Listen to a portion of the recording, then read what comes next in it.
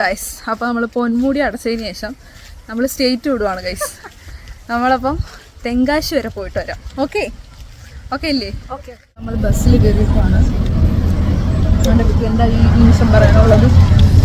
ഞങ്ങൾ എക്സൈറ്റഡ് ആണ് തെങ്കാശിയിലേക്ക് പോകാനായിട്ട്. അപ്പോൾ നമുക്ക് പോയിട്ട് കാണാം. നമ്മൾ പോയത് കൊല്ലത്തുനിന്ന് തെങ്കാശിയിലേക്കുള്ള തമിഴ്നാട് ബസ്സിൽ തന്നെയാണ്. KSRTC ബസ് എപ്പോഴും നമ്മുടെ കൊല്ലം സ്റ്റാൻഡിൽ നിന്ന് തെങ്കാശിയിലേക്ക് വരുന്നുണ്ട്. അതിനുശേഷം നമ്മുടെ ട്രിപ്പിൻ്റെ വൈബ് എന്നൊക്കെ പറയുന്ന തെമ്മല ആര്യങ്കാവ് റൂട്ട് കയറി. ഈ ഒരു സ്പോട്ട് എല്ലാവർക്കും അറിയാം, തെമ്മലയിൽ ഭയങ്കര ഫേമസ് ആയിട്ടുള്ളൊരു സ്പോട്ടാണ്. അപ്പോൾ നമ്മൾ തെങ്കാശി കയറി ഇവിടുന്ന് നേരെ നമ്മൾ ബസ് സ്റ്റാൻഡിലാണ് പോകുന്നത്. അവിടുന്ന് നമുക്ക് നെക്സ്റ്റ് ബസ് ആമ്പൂർ എന്ന് പറയുന്ന സ്ഥലത്തേക്കാണ് നമ്മൾ പോകുന്നത്. അപ്പോൾ അവിടെ കാണാം. അപ്പോൾ നമ്മൾ തെങ്കാശി എത്തി. ഒരു നേരത്തെ ബസ് കയറിയിട്ടുണ്ട്. നമ്മുടെ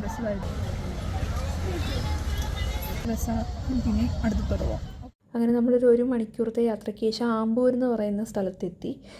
ഇവിടെയാണ് നമുക്ക് വരേണ്ടത്. നമ്മുടെ ചേച്ചിയുടെ വീട്ടിൽ വന്നതാണ്. ഇവിടുന്ന് നമ്മളെ ചേട്ടൻ വന്ന് പിക്ക് ചെയ്തു. ഈ ജംഗ്ഷനിൽ നിന്ന് കുറച്ച് ഉള്ള ഏരിയയിലോട്ടാണ് നമ്മുടെ വീട് വരുന്നത്. നമ്മൾ യൂഷ്വലി കണ്ടുവരുന്ന തമിഴ്നാട് ഗ്രാമപ്രദേശം പോലെയല്ല. ഇവിടെ കൂടുതലും വയലും അങ്ങനത്തെ കൃഷിയും കാര്യങ്ങളൊക്കെ ഉള്ളത്. അപ്പം വീടുകളൊക്കെ അടുത്തടുത്തായിട്ട് വരത്തില്ല. പിന്നെ അവിടുത്തെ ചെറിയ ചെറിയ ആറുകളും കാര്യങ്ങളും ഒക്കെ കണ്ട് നമ്മളിങ്ങനെ പോവുകയാണ്.